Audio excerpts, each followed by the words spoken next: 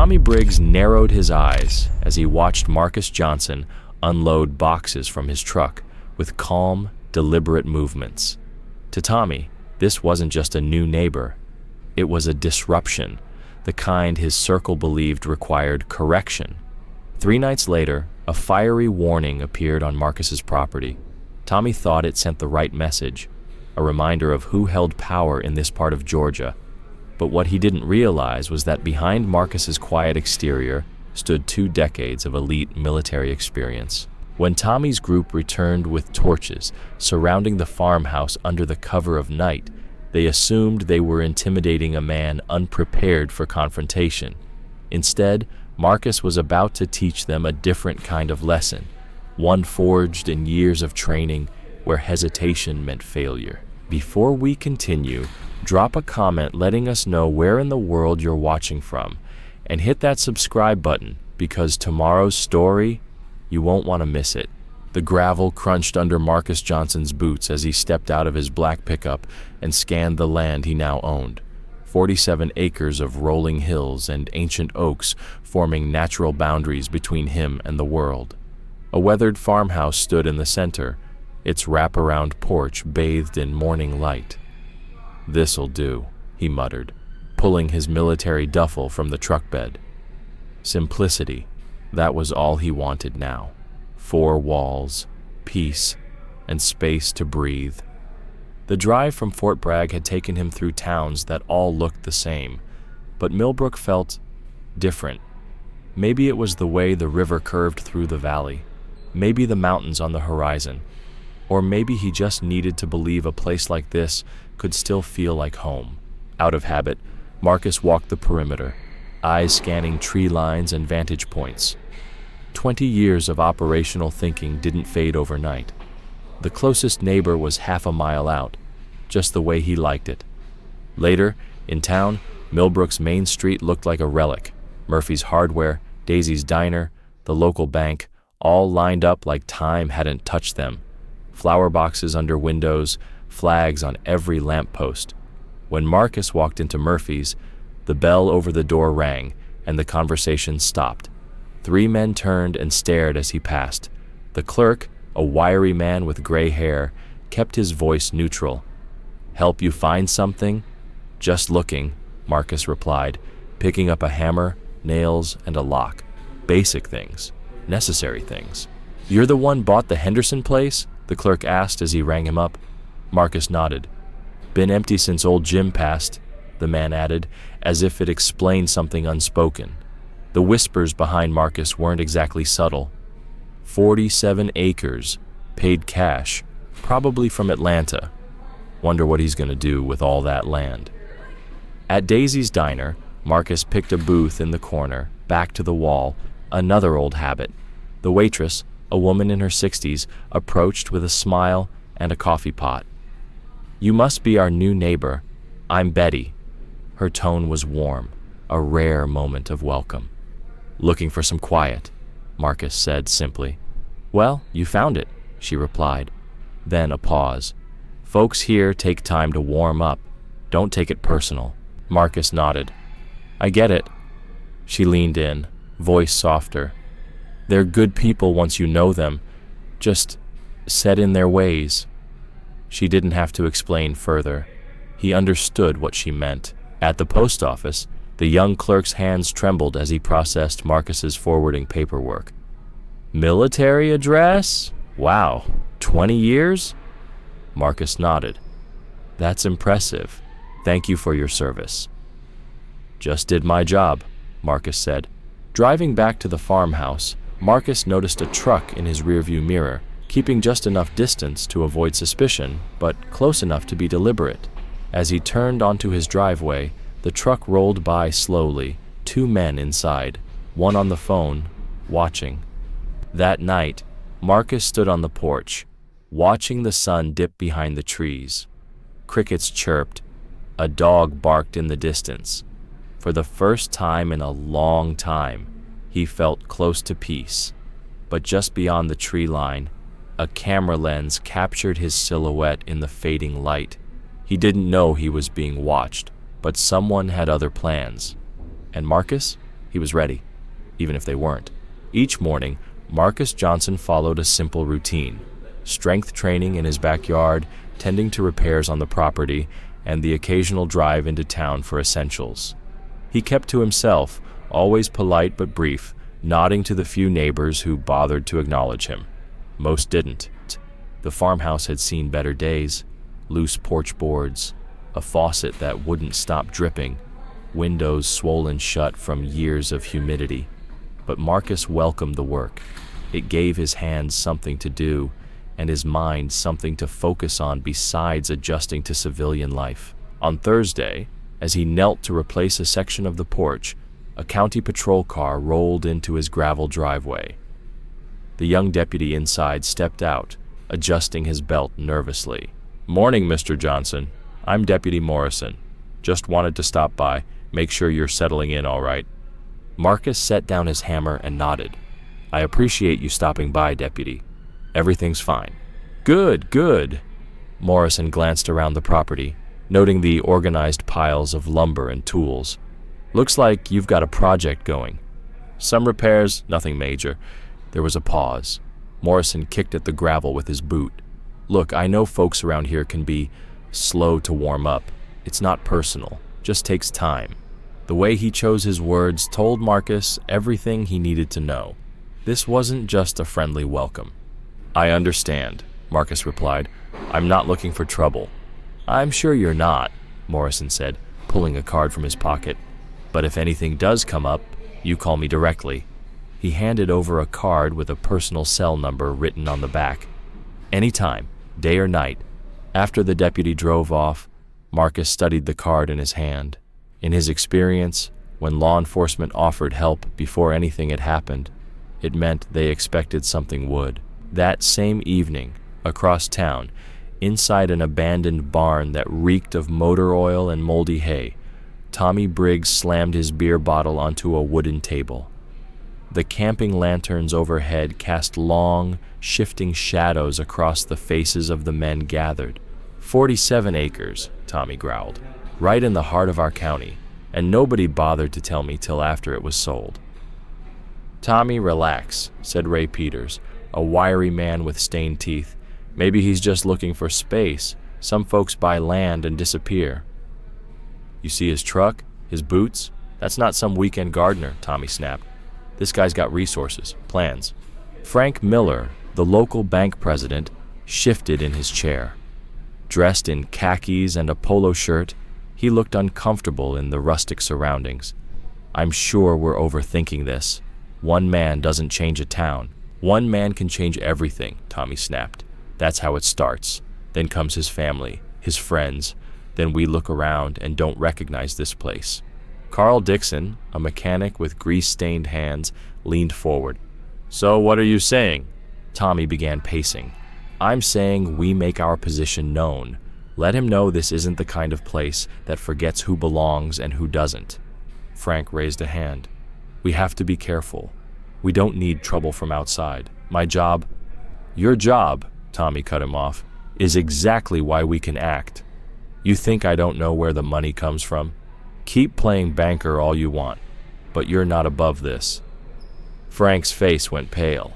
"I've supported this group for 15 years. Don't question my loyalty." "Then prove it," Tommy said. "We send a message before this newcomer gets comfortable." Ray asked quietly. "What kind of message?" Tommy's smile was cold. "The kind that's worked for generations, subtle at first, so he knows he's being watched. Then we turn up the heat." "And if he doesn't leave?" Carl asked. "Then we make it clearer." Frank stood abruptly. "I need to go. My wife's expecting me." Tommy smirked. "Of course she is. Go home to your cozy life. Just remember, comfort depends on keeping certain lines in place." As Frank left, the rest leaned in closer, voices dropping to a whisper. They didn't notice the small figure watching from behind the grain silo, Betty Hawthorne, who had wandered up searching for her missing cat and found something far more troubling. The next morning, Marcus stepped outside and stopped in his tracks. A wooden cross, barely 2 feet tall, had been planted in his front yard during the night. It hadn't been set on fire. It didn't need to be. The message was clear. He pulled it from the soil, examining the amateur craftsmanship. Not spontaneous, deliberate, a warning. He brought it into his workshop and laid it on the bench. Years of military service had taught Marcus how to recognize the signs of an escalating threat. This was step one. He opened his laptop and began documenting. Time, date, description, risk level. Because whatever plan they were building, Marcus Johnson was already building his own. Marcus Johnson didn't just take mental notes. Old habits from years in military intelligence had taught him better. Document everything. Trust nothing to memory. That morning, when the same pickup truck cruised past his driveway for the third time, he recorded the license plate, time-stamped it, and filed it away. He knew what was happening, even if they didn't. They thought they were playing a game of pressure, but they had no idea who they were dealing with. Over the next 2 weeks, the harassment escalated. Not randomly, but with a disturbing sense of strategy. First, his mailbox was knocked over, twice, so he poured concrete around the post. Then, his truck tires were slashed while he was buying groceries, forcing him to call a tow truck, while local onlookers happened to gather and watch in silence. Then came the phone calls. No words, just breathing, threats, slurs, all from blocked numbers, all hours of the night. Still, Marcus didn't report it. He logged everything. He measured responses. Deputy Morrison's cruiser drove by more frequently, slowing at the edge of the property. The deputy didn't stop, but his face looked increasingly uneasy each time. By Friday, Marcus needed more supplies. Hinges, a replacement deadbolt. Murphy's Hardware felt no more welcoming than before. The same thin clerk from his first visit rang him up with nervous energy. "More security upgrades?" the clerk asked, glancing at the heavy-duty lock. "Just being cautious," Marcus replied. As he turned to leave, a large man stepped into his path, face red, jaw clenched, the kind of red that comes from heat, anger, or beer, maybe all three. "You the one bought the Henderson place?" Marcus kept his voice level. "That's right." The man didn't offer a hand, just a name. Tommy Briggs. Marcus had heard that name around town, and now he was face to face. "Folks been talking about you," Tommy said. "Lot of opinions." "Hope they're good ones," Marcus replied, knowing full well they weren't. Tommy smirked. "Depends who you ask. Some folks think maybe you made a mistake buying land out here. Maybe you'd be more comfortable somewhere else." "I'm comfortable right where I am," Marcus said. Tommy stepped closer. His breath smelled of beer and smoke. "Funny thing about comfort. It doesn't last when you're in the wrong place." The store had gone silent. Other customers pretended to browse, but no one moved. Even the clerk stopped ringing up orders. "Where exactly do you think I should be?" Marcus asked. "Atlanta, Birmingham, Detroit, places that make more sense for your background." That calm feeling swept over Marcus, the one that always came before action. He didn't raise his voice. He didn't flinch. "I served this country for 20 years, bought my land fair and legal. Mind my business. If that's a problem for you, maybe you're the one who needs to rethink where you belong." Tommy's face tightened. "You think that uniform makes you better than us?" "I think it gives me the right to live wherever I choose, just like anyone else." Tommy's hand dropped toward his belt, and Marcus noticed the outline of a blade. Words can turn sharp, but blades, they leave no room for misunderstanding.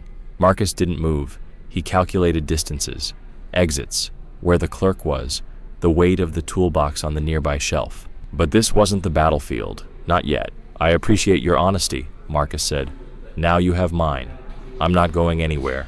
He stepped around Tommy and walked out, calm, controlled. "We'll see about that," Tommy called after him. "Yes, we will," Marcus said without turning. That evening, Marcus sat on the porch as the last light faded behind the oaks. The peace he came here for was still out there, but so were the shadows trying to erase it. He called his sister Rose in Atlanta. "Marcus, I was just thinking about you. How's the new place?" "It's complicated," he said quietly. "Oh no, what happened?" He hesitated. "Let's just say, not everyone's happy I moved here." Rose didn't need details. Are you safe? I'm fine, just navigating small-town politics. You don't sound fine. You sound like you're back in recon mode. You know you can come stay with me anytime, right? I'm not running, Rose. I'm not asking you to run, I'm asking you to be smart. He smiled faintly. Someone might have hinted I'd be happier somewhere else. And you told them? That I'm already happy here. That's their problem, not mine, Marcus said. On the other end of the line, Rose fell silent. Then softly, promise me something. If this escalates, if it ever feels like you're in real danger, call me. Don't try to handle everything on your own like you always do. I promise. They said their goodbyes.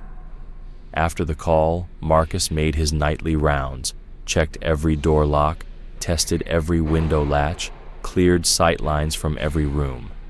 Then he unlocked the safe and pulled out his service weapon, running a function check by instinct alone.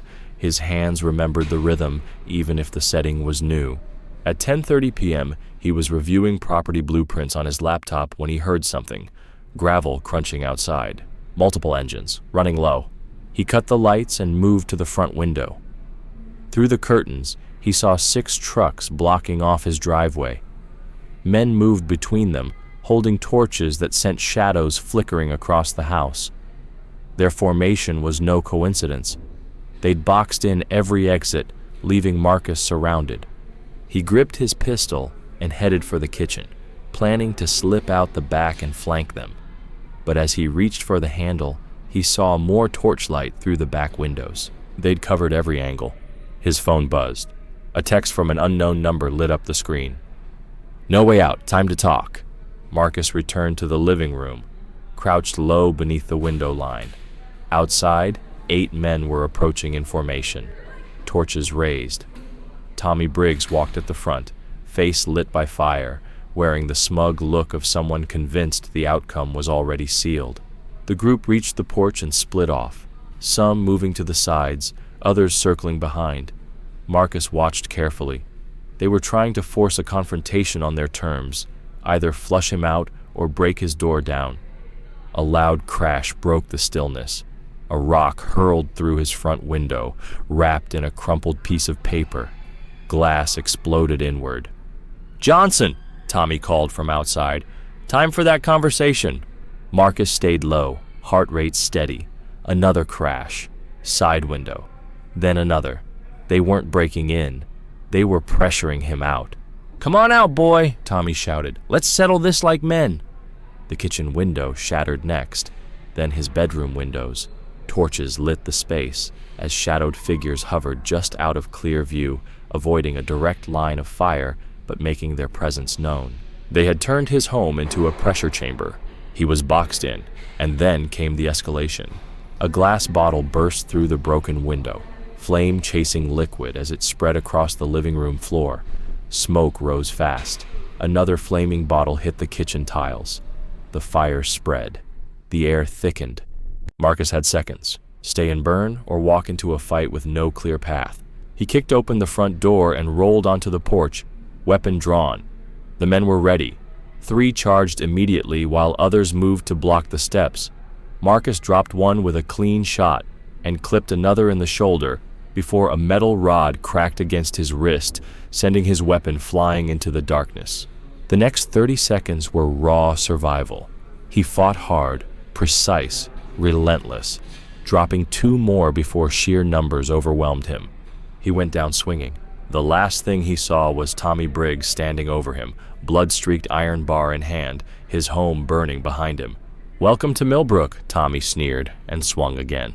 When Marcus came to, the pain arrived first, then awareness. Broken ribs, deep cuts along the scalp, dislocated shoulder, blood dried across his nose and mouth. But he was alive, and more importantly, aware. He was chained upright to a thick wooden support beam, shackles around his wrists, looped to an old rusted chain that barely allowed movement. The air smelled of dust, mildew, and something metallic. Moonlight bled through the gaps in the barn's walls. He could make out outlines of old tools and forgotten farm equipment. Somewhere outside, voices carried, agitated, tense. bottles clinking. "Should have ended it back at his place," one voice muttered. It was Carl, the mechanic from the dealership. "No," another voice replied. Ray Peters. "Tommy wanted him to feel it first, make an example." "Well, where is he then?" "He left 2 hours ago to go get Frank." Marcus kept his breathing even as he tested the chains. No sudden movements, no rattling sounds. He wasn't done yet. Not even close. The chains were solid, the beam behind him thick and rooted deep into the barn's structure. Whoever had locked Marcus up wasn't improvising anymore. This wasn't intimidation. This was tactical, planned, personal. The barn door creaked open. Tommy Briggs entered, dragging Frank Miller along behind him. The once composed banker looked pale, shaken, stripped of every ounce of professionalism. His eyes locked on Marcus, chained and bloodied. "Tommy," Frank whispered, horror in his voice. "This has gone too far." "You're just realizing that now?" Marcus muttered. Tommy didn't flinch. "We're not talking about going too far. We're talking about sending a message. One we should have sent 20 years ago." Frank's hands trembled. "Kidnapping? This is federal." Tommy turned and slapped him. The crack of the blow echoed through the barn like a gunshot. "You crossed the line the day you signed the first check," Tommy snarled. "You think you get to play the respectable banker while hiding behind people like me? You're in this now, deep." Marcus watched the exchange closely. He knew the look on Frank's face. He'd seen it in war zones, the exact moment someone realized they'd gone past the point of return. That line between fear and complicity had already vanished. Tommy turned to Marcus. "Look who's awake. Thought we hit you too hard." "Apparently not hard enough," Marcus replied, voice calm despite the pain. Tommy grinned. "Still got some fire, that's good. Makes this more educational." "What exactly are you trying to teach?" Tommy pulled a folding chair over and sat down in front of him. "You came here thinking you could just buy your way in, buy land, buy peace. But around here, that's not how it works. There are rules. You want to live here? You earn it." "I paid in cash," Marcus said flatly. Tommy leaned in. "Money's not the only currency that matters. Respect, belonging, knowing your place." Marcus shifted slightly, testing the restraints again. The beam was strong, but the metal bolt that held the chain, older, weaker, something he might work with. "So what's the deal?" Marcus asked. "What's the lesson tonight?" "Simple," Tommy said. "You leave Millbrook tonight. You never come back. You sign over your land. Frank will handle the papers. And then we call it in as a home invasion gone bad. A real tragedy. Body never found." Frank's mouth opened. You can't be serious. This is murder," Tommy snapped. "Number this is protection. You let him stay, and others follow. And 5 years from now, our kids won't even recognize their own street." Marcus watched the breakdown unfold. Frank was cracking under pressure, the weak link. But Tommy? He believed every word he said. "What's it gonna be?" Tommy asked. "Easy way or hard way?" Marcus locked eyes with him. "I need time to think," Tommy chuckled. "You're out of time. Frank, papers." As Frank fumbled with a briefcase, Marcus made his move. Every minute of the conversation, he'd been working the bolt behind him. It wasn't the shackles that would fail.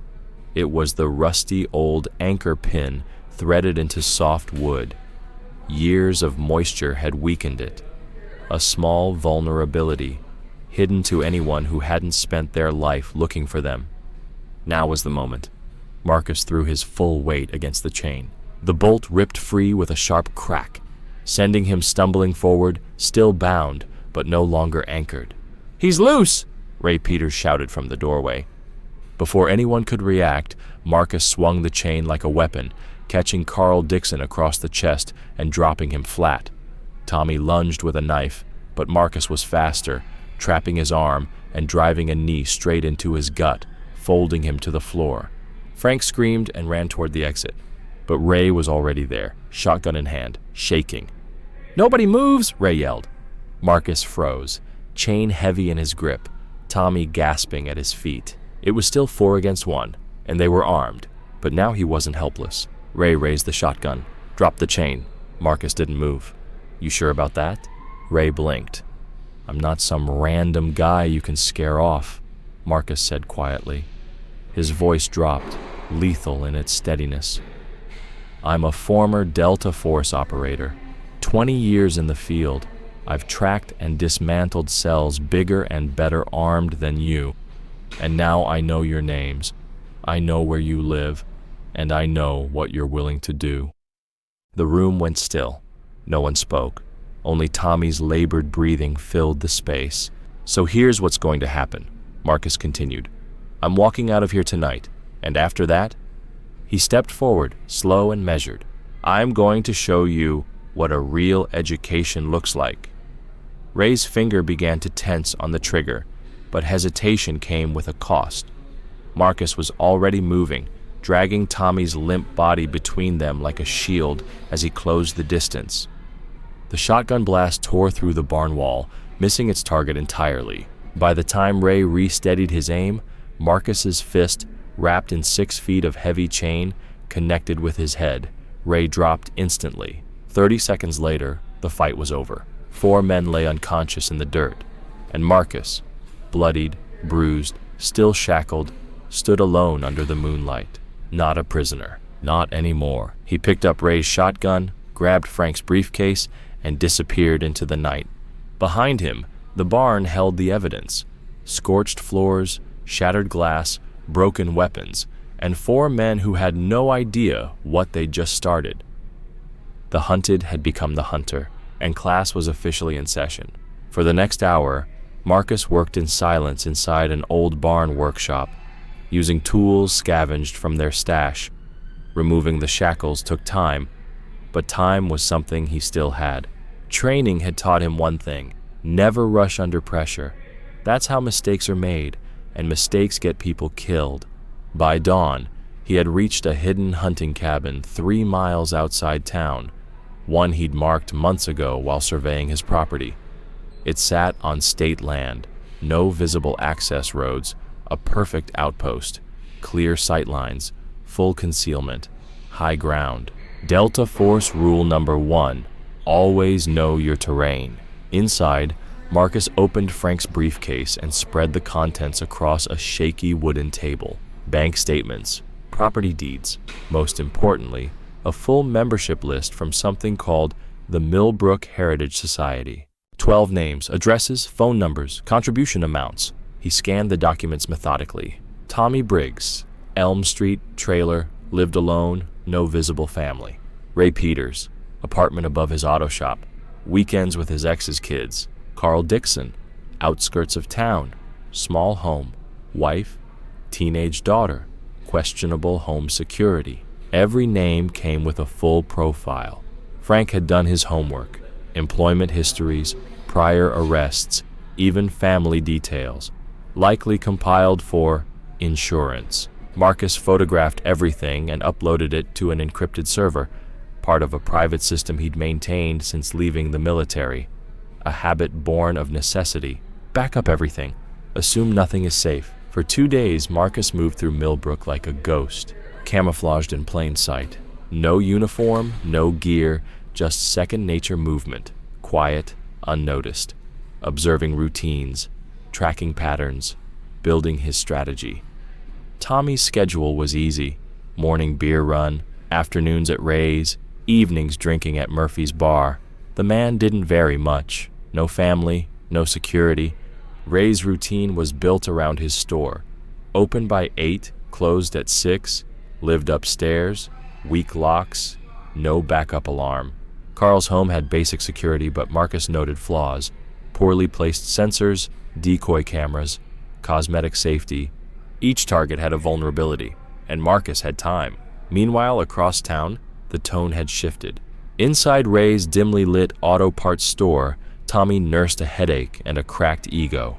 The remaining group sat in silence, their injuries obvious: bruised ribs, black eyes, bandaged hands. He's not some guy, Carl muttered, pressing an ice pack to his side. He's trained, the real kind, not weekend warrior stuff. We knew that already, Tommy snapped. Trained doesn't mean unstoppable, Ray said, his eye nearly swollen shut. But what he did, Chains, 4 on 1. That wasn't luck. Frank sat in a chair in the corner, staring down at his hands, silent. "Frank?" Tommy asked, his voice tighter now. Frank looked up slowly. "The briefcase." He took it. Everyone fell quiet. All the names, the records, it was all in there. Tommy waved it off. "So what?" "It's just a list. That society isn't illegal." Frank's voice broke. "The financial records are. There are payments in there. From me to you. For what just happened." Tommy shot to his feet and began pacing. "Then we fix it. We finish it." "How?" Carl asked. "His house is gone. His truck's impounded. Nobody knows where he is." "Oh, he's still here," Tommy muttered. "Somewhere close, watching." The others turned toward the windows, but all they saw in the reflection was themselves, injured, uncertain. "Maybe we call it off," Ray suggested. "Cut our losses." Tommy spun toward him. "You think he's calling it off? You think he forgets this?" A long pause. "He's one man," Carl said. "What's he gonna do?" Tommy's eyes flared. "He's one man with training, with intelligence, with motivation. He knows who we are, where we live, and he just proved that chains and numbers don't stop him." In the corner, Frank finally spoke again, voice low, haunted. Frank Miller sat frozen in his office, eyes wide, staring at his computer screen like it might catch fire. Transaction logs, private memos, 5 years of data had been extracted, mirrored, and flagged with digital markers. Every illegal wire transfer, every coded message to Tommy's group, all of it laid bare. Across town, the Heritage Society was unraveling. At 6 a.m., Tommy's phone buzzed. Ray's voice cracked through the line. "They're gone." Tommy blinked. "Who's gone?" "The guns. Everything. My stash. The safe. The cash. Not even a scratch on the door." "What do you mean gone?" "I mean it's like it was never there. Like it evaporated." A pause. "Check your truck," Ray added. Tommy dropped the phone and rushed to his window, scanning the yard. His own truck looked fine, but Carl's driveway was a different story. Where the Ford pickup once sat, there was now only a stripped-down chassis, no engine, no wheels, no hood, just a skeletal frame. Tommy's stomach sank. "He hit all of us," he whispered. "Same night, same plan." By noon, the picture was clear. Ray's basement had been surgically emptied, no sign of forced entry. Carl's truck reduced to scrap, with not a single alarm triggered. Tommy's trailer. Every illegal item gone. In its place, photographs of everything that had been there. And Frank's worst fear, his digital records accessed, duplicated, and left open like a confession waiting to be read. The blow wasn't loud. It was precise. A few nights earlier, while the others recovered from the barn encounter, Marcus had gone to work. First Ray Peters, midnight entry. A second-floor window with a weak latch. Marcus moved through like a shadow, documenting everything. Weapons, cash, a closet full of disturbing memorabilia, and one item more valuable than any of it, a handwritten address book with contacts across state lines. Connections that proved this wasn't just a small-town hate circle, it was a network. He left listening devices behind. Ray never stirred. Then came Carl Dixon's house. Security system? Predictable. Outdated. Full of gaps. Marcus copied hard drives, photographed documents, and left surveillance gear hidden in plain sight. He spared the bedrooms of Carl's wife and daughter. They weren't part of this. But Carl himself? Now fully exposed. Tommy Briggs was last and the most fortified. Marcus spent 3 nights scouting his property, watching routines, learning habits. When he finally moved in, what he found was worse than expected. Assault rifles, explosives, printed maps, a handwritten list of targets, black families, synagogues, community centers. But the most damning material, emails and texts from Frank Miller. Coordinated transfers, coded funding, orders masked as donations. It was all there. And when Marcus left, he planted a photograph, one image, taken from inside the trailer, Tommy sleeping, That photo was waiting on his nightstand the next morning. A quiet reminder. I can reach you, anytime, anywhere. By week's end, Marcus had eyes and ears in every room, audio feeds, camera footage, full movement logs. He'd gone from survivor to strategist, from target to architect. And the evidence? It was enough to bury them, legally, completely. But Marcus wasn't ready for courtrooms yet. They'd burned his house, tried to burn him with it. Now, it was time for them to feel what it's like when the shadows close in. The real lesson had just begun. Frank Miller stared at his computer screen in disbelief. The logs were undeniable. Massive data transfers had originated from his terminal. 5 years of financial records, private messages, confidential wire instructions, all accessed without a single trace of forced entry. He gasped into the phone. He's got everything, Tommy. Everything. How? Tommy barked. I don't know. The records show the breach happened during business hours, but I was in meetings. This shouldn't be possible. Tommy's eyes darkened. The fear had crystallized into something colder, fury. With him, anything's possible. We've been reacting while he's been 10 steps ahead. Frank's voice dropped, barely above a whisper. If this gets to federal investigators, Tommy cut him off, then we're finished. All of us. Minimum prison time, maybe worse. He didn't raise his voice. He didn't need to. That kind of calm was more dangerous. 20 minutes later, Carl Dixon arrived at Tommy's trailer. He looked shaken. One of my neighbors is asking questions. Said he heard tools running outside around 3 in the morning. Thought it was road work. Tommy didn't respond. But the pieces were falling into place. This Johnson guy, Ray muttered, pacing.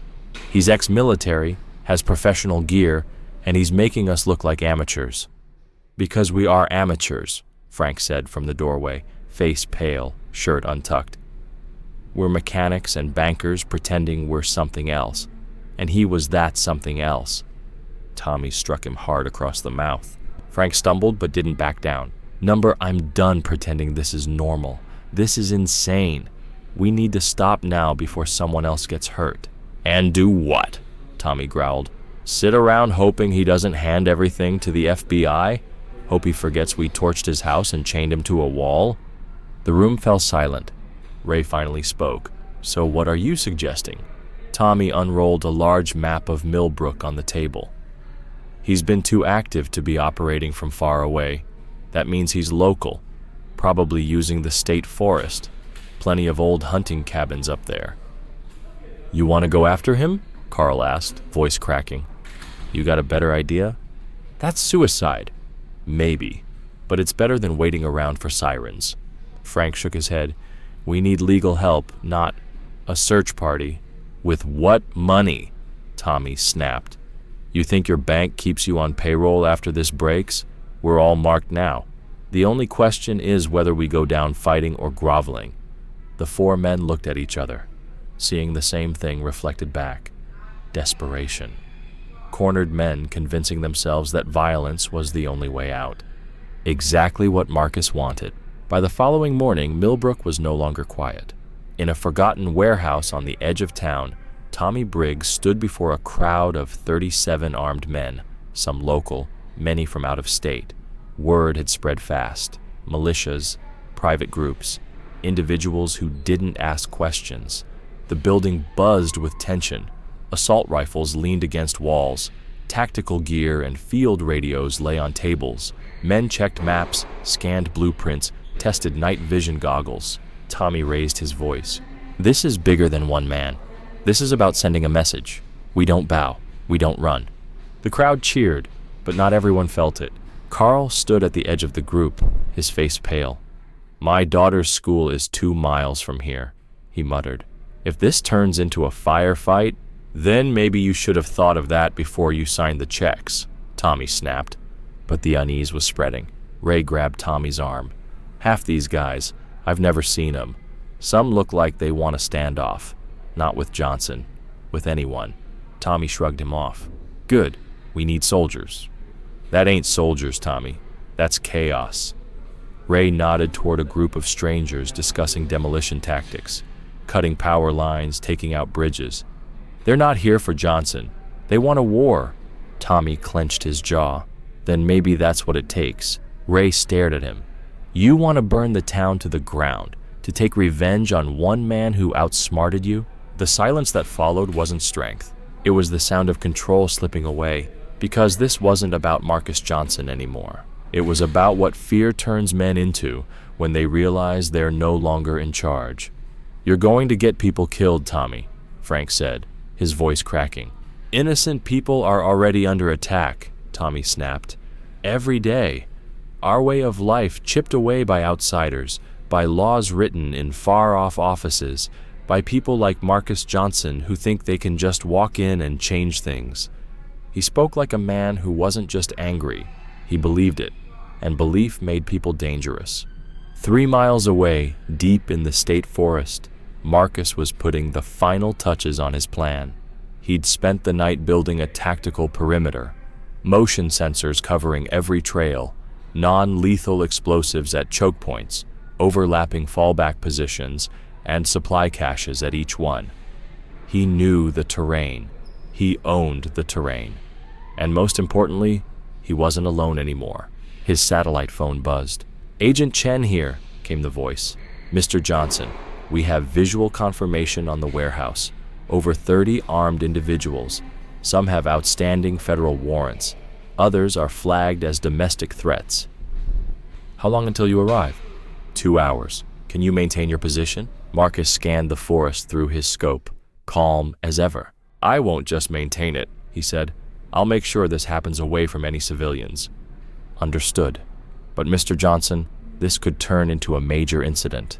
If they engage, it'll be serious. All the more reason to keep it contained.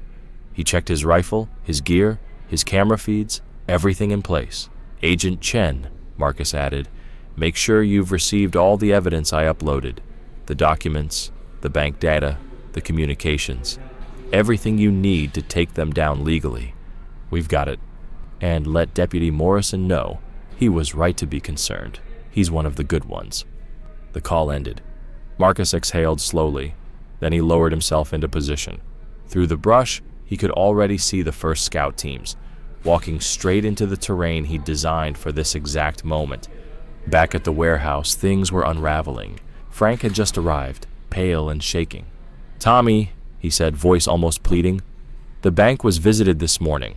Federal investigators. They have everything. Transactions, emails, photos, it's over. Tommy grabbed him by the collar. You started this the day you signed that check. You don't get to walk away now. I never signed up for this. Not for a shootout with the government. Tommy let him go with a shove. Then leave. Run. But you'll be running for the rest of your life. Frank looked around, and what he saw made his stomach turn. Men he'd grown up around. Men from out of town, armed to the teeth. Strangers who smiled too easily at the thought of violence. This isn't what we started, Frank said quietly. No, Tommy replied. This is exactly what we started. You just didn't have the guts to admit it. Carl Dixon stood nearby, and something inside him finally broke. His wife was working her morning shift at the store. His daughter would be out of school in 6 hours. I'm out, Carl said loudly, his voice clear. Every head turned. My family doesn't deserve this. A man from the Tennessee group laughed. Then maybe you should stay home with the women and kids. Carl flushed, but he stood firm. My daughter matters more than your cause. Tommy stepped forward. She's going to grow up in a country you don't recognize if we don't act now. Carl's jaw clenched. Then maybe the problem is what you're turning this town into. Cracks were forming. Tommy saw it, and it terrified him. At that moment, Marcus watched as the group began its advance. Tommy's voice echoed over radio comms. Target is somewhere in Grid Alpha 7. Sweep from north to south. No gaps, no mercy. 37 armed men moved into the trees. They were civilians, but some moved like they'd trained for this. Others looked nervous, out of their depth, uncertain. Motion sensors tracked them in real time. Cameras gave Marcus a face for each name he'd already profiled. Then it began. Boom. The first blast tore through the silence. A blinding burst of sound and dirt. No injuries, just disorientation. Enough to throw the eastern flank into confusion. He wasn't running. One man turned. What was that? Keep moving, shouted another. They pushed forward, slower now, scattered, exactly as Marcus had intended. The forest had become a maze, and Marcus was the architect. Every step they took played into his design, and the deeper they went, the more they realized. This wasn't a man they were chasing. It was a mission they were never meant to start. And the final lesson was still to come.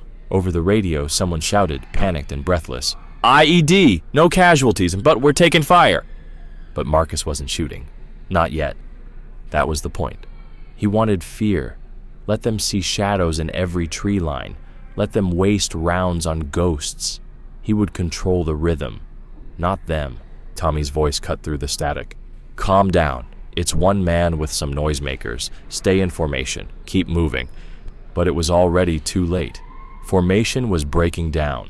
The Alabama contingent surged forward, itching for action. Local men hesitated, finally understanding this wasn't the backwoods sweep they'd imagined. This was something else entirely. Marcus waited. As the lead group entered a narrow pass between two ridgelines, he triggered the next charge, louder, sharper, and paired with muzzle flashes from remote-triggered devices positioned in the treetops.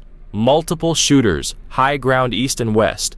The radio burst to life with chaos. "We're caught in a crossfire. I see movement. Return fire." "Where is he? I don't see him." "Negative! Negative!" Tommy barked. "He's using tricks, illusions. Stay focused." But his voice couldn't hold the line. Dozens of men scattered for cover, firing wildly at empty hillsides while Marcus watched from over 600 yards away through his scope. Calm, steady, patient. He had a clean shot at Tommy, one squeeze and it would be over. But that wasn't the mission. Marcus didn't want revenge. He wanted accountability. These men didn't need to vanish into the woods. They needed to stand in court and answer for what they'd become. He keyed the radio, speaking on their frequency. "This is Marcus Johnson. You're outmatched, outmaneuvered, and out of your depth. You want a last chance to surrender. This is it." The only response was a furious wave of gunfire, all of it directed at shadows. He smiled grimly. They'd just revealed their positions, and wasted more ammunition. His job was working. Back at the warehouse, Frank Miller listened to the mayhem unfolding over open comms, his hands shaking. "Tommy, please," he begged into the radio. "This is madness. He's not running. He's controlling them." "Shut up, Frank," Tommy growled back. "We've got him pinned down." Frank snapped. "Pinned down? Listen to your own people. Ray's team is scattered. The Alabama guys are off-grid, and that's just the first 20 minutes. Carl Dixon stood beside him, pale and silent. Through the static, they heard more shouting, someone calling for backup, someone screaming about decoys and explosions. They weren't chasing a man. They were being hunted by one. In the forest, Marcus continued his fighting withdrawal, methodical, clean, without direct confrontation. He triggered a third charge as the Tennessee group tried to flank what they thought was his position. Then, silently, he moved to his next fallback, 500 yards north, where he could monitor their collapse from above. Tommy's voice now carried an edge of desperation. He's heading for the logging road. Teams 4 and 5 cut him off, exactly where Marcus wanted them. The logging road was a trap, a kill zone with no cover, clear lines of fire, and layered defense points. He fired 3 precise shots, not to hit, but to herd. The rounds cracked through the trees, sending teams diving for cover and shouting false coordinates into their radios. "He's north, he's running for the road." The entire formation began shifting. Discipline disintegrated. Everyone wanted to be the team that caught him. No one was watching the gaps they left behind. At the edge of the road, 3 men advanced: Ray Peters, Carl Dixon's neighbor, and a teenage recruit barely old enough to shave. They crouched low, weapons drawn. They had no idea they were walking into a fully staged ambush. Marcus triggered a flashbang. The blast lit the trees like lightning, followed by sharp, clean warning shots that sent them scrambling for cover behind thin trees. "We're pinned! He's covering the road!" More teams rushed in, abandoning coordination in favor of overwhelming force. Within minutes, 25 armed men were crammed into a quarter-mile stretch of open logging road, exposed, clustered, vulnerable. Marcus keyed his mic again. "Tommy, you listening?" "I'm listening, you federal parasite." Marcus kept his tone cold, surgical. "Look at your position. 25 of your men packed together on a single road. No cover, no cohesion. You just handed me every advantage. They're in positions you can't even see." For a few long seconds, the radio was silent. Tommy Briggs was processing the truth, or trying to deny it. Then Marcus's voice came through again, steady and direct. "Here's what happens next. Your men drop their weapons and surrender. Federal agents are surrounding your warehouse. Tactical units are inbound here. This is your last chance to end it peacefully." Tommy's response was a roar of rage.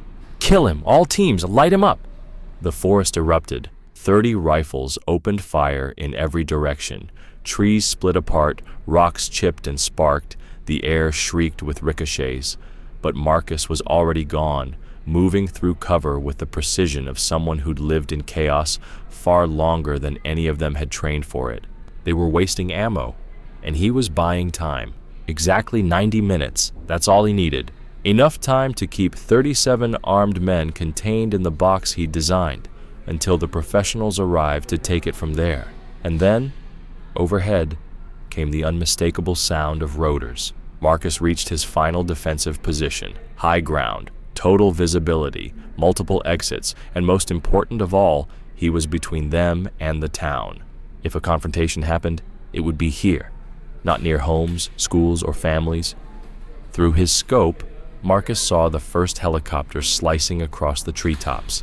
And still, Tommy's voice over the comms.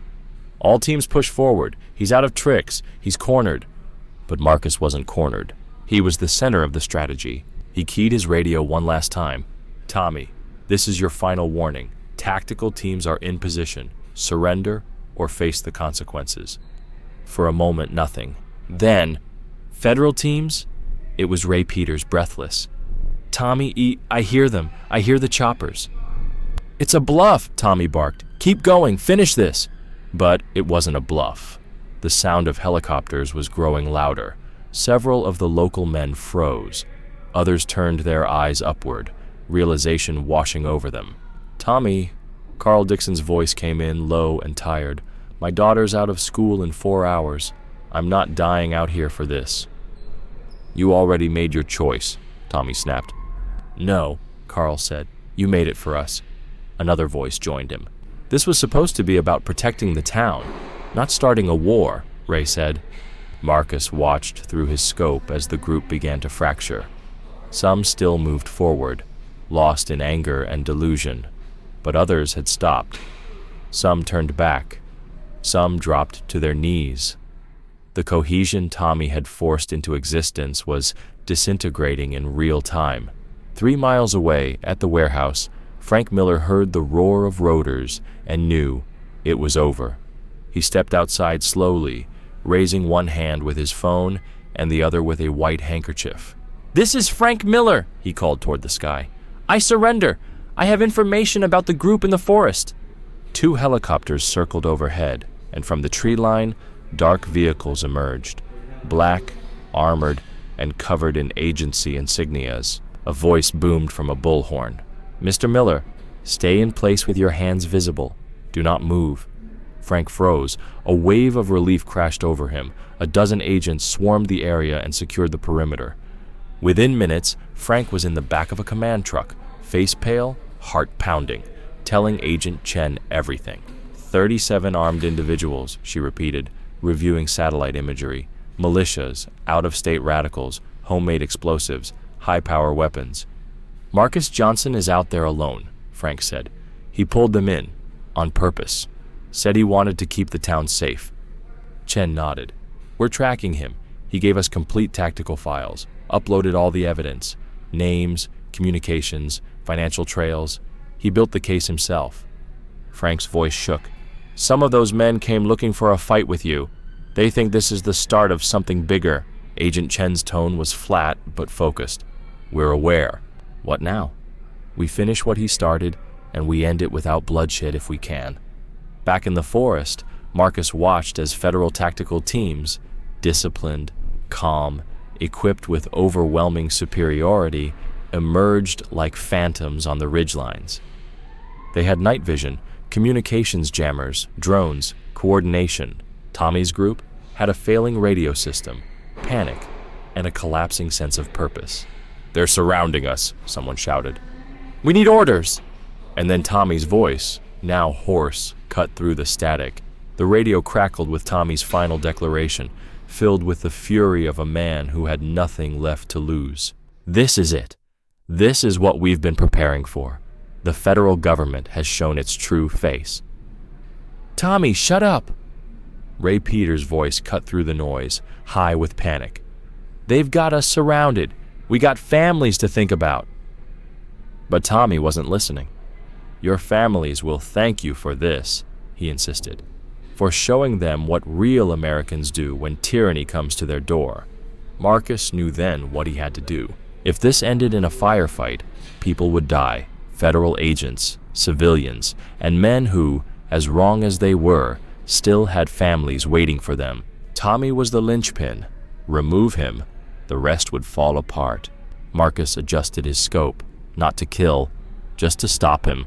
But before he could squeeze the trigger, Tommy stepped out of the trees. "Johnson!" he roared into the woods, voice raw. "You want this to end? Come face me. Man to man, no rifles, no gadgets, just you and me. Winner takes all." Even the forest went quiet. Helicopter blades echoed through the treetops, but not a single gun fired. For a moment, even the professionals paused, watching, waiting. Marcus exhaled slowly. Tactically unnecessary, strategically irrational, but it might stop bloodshed. "What are the terms?" he called back. "No weapons. You win, my men surrender. I win, we walk free." "Tommy, no!" Ray's voice cracked again. "This ain't some movie!" But Tommy was beyond reason, driven by failure, cornered by his own pride. Marcus slung his rifle over his back and stepped into the clearing. "Federal teams, hold position," he said into his mic. "I'm ending this."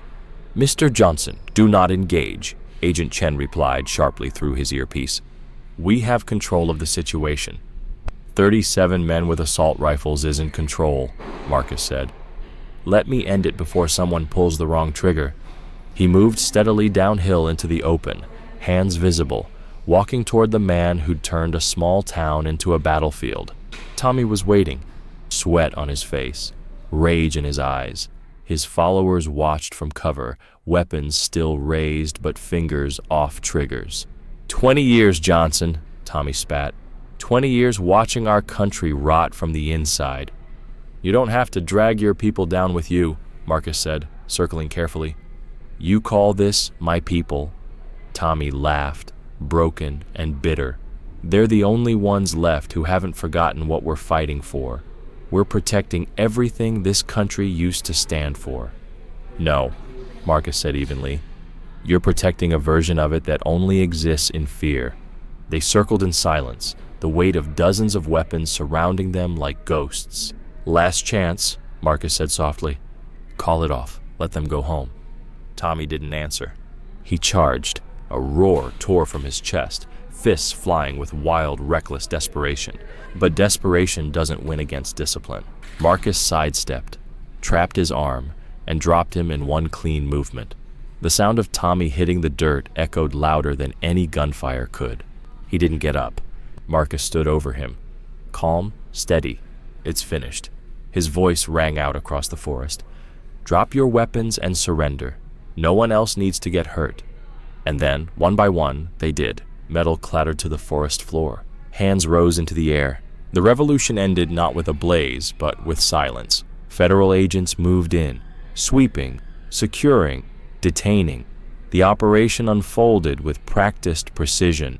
Marcus stood at the edge of it all, rifle slung low, breathing hard for the first time in hours. Dozens of men were lined up, handcuffed, disarmed.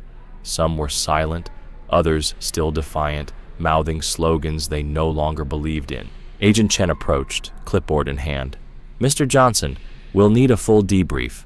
What you just did, dismantling a multi-state extremist network alone, This is unprecedented. Marcus shook his head, watching Tommy Briggs being loaded onto a stretcher. I didn't do it alone, he said. They did most of the work themselves. I just gave them rope. Chen nodded. The evidence you gave us, bank records, communications, weapons caches, it's going to power one of the biggest prosecutions we've had in decades. But Marcus wasn't focused on that. From the edge of the clearing, a familiar voice approached. Mr. Johnson. Deputy Jake Morrison, face grim but his voice steady. He extended a hand. I owe you an apology. You tried to help, Marcus replied. Not enough. Morrison's eyes flicked to the detained men. I let fear of losing my job, of upsetting local politics, get in the way of doing the right thing. Marcus met his eyes. Then don't let it stop you next time. Morrison nodded, his jaw set. It won't. And just like that, the storm passed. Not with glory, not with fanfare, but with truth, precision, and the quiet courage of doing what had to be done. And in the town of Millbrook, where silence had once covered fear, the healing could finally begin. Genuine remorse, Deputy Morrison said quietly. Tommy and his people, they've been intimidating this town for years. I always told myself it was just noise, just bluster. Marcus nodded. Now you know better. Yes, sir. And I promise you, nothing like this will ever happen in Millbrook again. Not on my watch. Before Marcus could respond, Agent Chen stepped in. Mr. Johnson, she said, motioning toward the mobile command center. There's something you need to see. Inside, multiple monitors glowed with live satellite feeds, charts, and communications intercepts. Agent Chen pointed to a sprawling digital map dotted with red markers across 4 states. Using the intelligence you gathered, we've confirmed something bigger. Millbrook was just the tip of it. Marcus leaned in. Cells in Tennessee, Alabama, North and South Carolina, all interconnected. Coordinated communications, shared weapons caches, even personnel rotation. What were they planning? Marcus asked, already fearing the answer. Agent Chen's voice dropped. Systematic actions, intimidation campaigns targeting minority communities, attacks on synagogues, federal facilities. They were building towards something, and what happened to you was meant to be the beginning. Marcus scanned the names on the screen. He recognized more than a few. What now? Now? Chen said. Now we finish what you started. Arrests are already underway across all 4 states. By midnight, we expect the largest domestic extremist takedown in regional history. The weight of it hit Marcus like a slow wind. Not forceful, but deep. The scale of what had been prevented.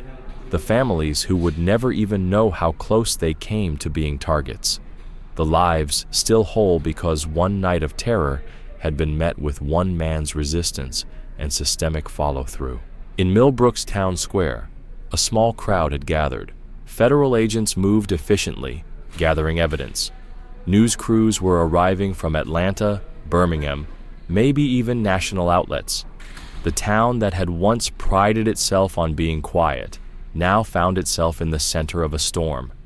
Betty Hawthorne stood beside her neighbor Martha, arms crossed as helicopters hovered above. Did you know? Martha asked softly. About Tommy? Betty didn't answer right away. She watched as evidence crates were loaded into black vans. I knew he was full of hate, she said. I just didn't know how far he'd take it. Thank God for that Johnson man, Martha murmured, standing up when the rest of us were too scared to even speak. Betty nodded. It takes courage to do what's right when everyone around you's looking the other way. Then came the harder question. So, what do we do now? How do we make sure this kind of poison never grows here again? The silence that followed wasn't uncertainty.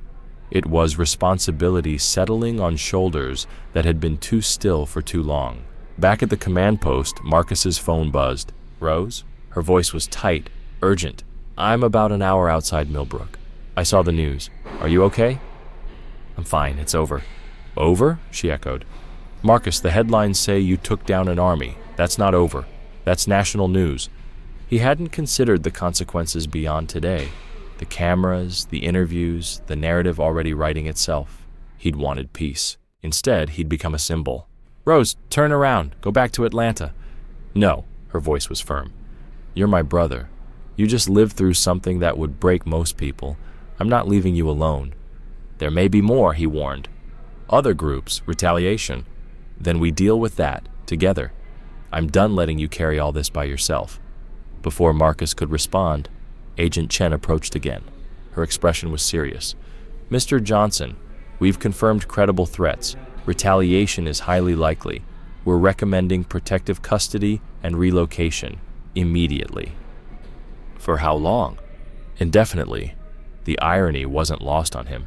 He'd defended his right to live peacefully here, and now, for doing so, he couldn't live here at all. Nearby, Deputy Morrison overheard and stepped forward. "With respect, Agent Chen, Mr. Johnson has the right to stay, and if he does, he'll have full protection from us." Chen raised an eyebrow. "Deputy Morrison, local law enforcement helped let this happen." "Not anymore." His voice was steady. "We've already contacted the state. We're opening investigations into every deputy, every official who turned a blind eye. This time, there'll be accountability." Marcus looked at him, young, uncertain, but trying. He appreciated it, but he also knew reality. Rural law enforcement couldn't stop a national threat, and federal protection meant hiding for the rest of his life. His phone rang again. Rose. "I'm at the roadblock," she said. "I'm coming in, whether you like it or not." Marcus let out a tired laugh. "Then I guess I better meet you at the edge of town." As the sun set over Millbrook, shadows stretched across the trees, long, quiet, and clean. No more gunfire, no more shouting, just aftermath and healing, and a man who stood alone once, no longer alone. "Rose, no arguments. We're family, and family sticks together." As Marcus ended the call, a realization hit him harder than any firefight ever had. The real battle wasn't in the woods. It wasn't fought with bullets or tactics. It was this moment, a moment of clarity, a moment where he had to decide what kind of man he wanted to be after everything. Would he disappear into protective custody, or stay, rebuild, and face the legacy of hate that had rooted itself in the soil of his town? The choice was interrupted by an old truck rumbling up to the roadblock. Deputy Morrison's voice crackled over the radio. "Single occupant, older white male, says he needs to speak with Marcus Johnson. He's agitated." Marcus stiffened. "Let him through." The truck rolled to a stop. A tall man stepped out, late 70s, lean, built like someone who'd survived too many wars to count. But it was the eyes that told Marcus everything. Cold, calculating, dangerous. "You Johnson?" the man called out. "Name's William Briggs. Tommy was my grandson." Marcus didn't move, didn't blink, but he felt every muscle tighten. William kept walking, slow, deliberate, his hands visible, his posture screaming one thing: predator. "I taught that boy everything he knew," William said. "Seems like I didn't teach him enough." Agent Chen stepped forward. "Sir, this is a federal scene." "Ma'am, with all due respect, this is between me and the man who destroyed my family." Marcus raised a hand. "Let him talk." William's voice hardened, sharpened like a blade honed over decades. "You know I fought in Vietnam, 3 tours, seen plenty of heroes like you, thought they were hot stuff because they could shoot straight." "This isn't about war," Marcus said calmly. "It's about accountability. It's about place," William snapped. "My grandson made mistakes, got emotional, but his heart was in the right place." Marcus stared at him. His heart was full of hate. Number love for his community, for our heritage, for the world we built. "You don't understand that, do you?" "I understand what it means to protect something," Marcus said. "Do you understand what it means to be the threat?" They stood toe to toe, the soldier who believed in change and the man who would burn down the future to preserve the past. William didn't blink. "From where I stand, you just helped the feds tear apart a group of men trying to protect what's ours." Marcus's voice stayed calm. "Your protection includes violence, fear, and racism. You're not defending anything. You're clinging to something that's dying." William pulled a phone from his pocket. "Take a look." Dozens of text threads. 7 states, all asking the same questions. "Who exposed us? Who's next?" Marcus scrolled in silence. "You see, Tommy was emotional. William said. I'm not. Tommy acted local. I think regional. Tommy got caught because he was sloppy. I've been planning for 50 years. Agent Chen stepped forward, her voice tight. Mr. Briggs, that's conspiracy to commit domestic terrorism. William didn't flinch. It's the natural response to federal overreach. Marcus realized the truth, a truth far worse than Tommy's broken ideology. This man had sacrificed his own grandson to test the system, to provoke a response, to measure its limits. You set him up, Marcus said. You wanted us to react. You wanted to watch, learn, and adapt. William's face never changed. And now I know exactly how you'll respond next time. What weaknesses to exploit, what agents to target, what laws to twist, and the one mistake you made. He stepped closer. You assumed this was about keeping outsiders out. His voice dropped to a whisper. It's not. It's about making sure we never have to be outsiders again. Anywhere. And with that, he turned and walked away. Not because he was afraid, but because he wanted Marcus to know this wasn't over.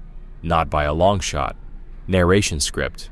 6 months ago, Marcus Johnson dismantled the largest white supremacist cell in the Southeast, but victory didn't feel like peace.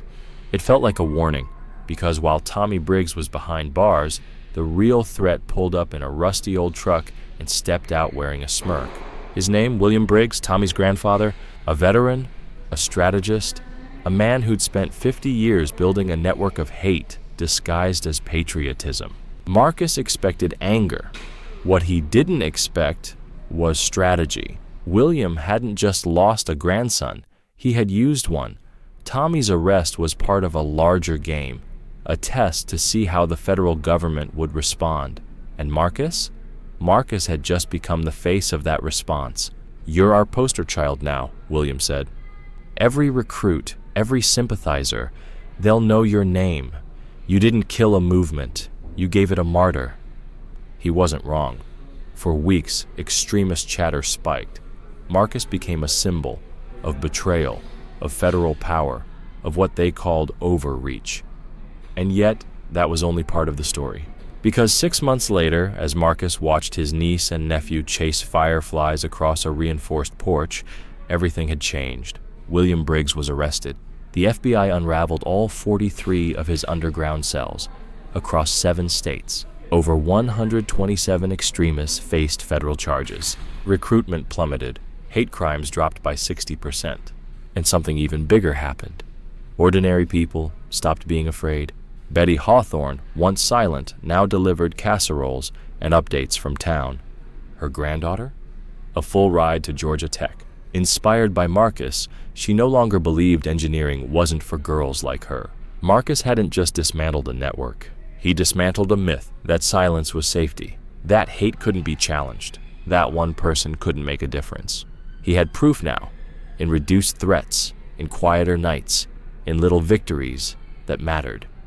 And as he opened that mason jar and watched the fireflies drift into the dark to rejoin their families, he knew some lies only die when exposed to the light.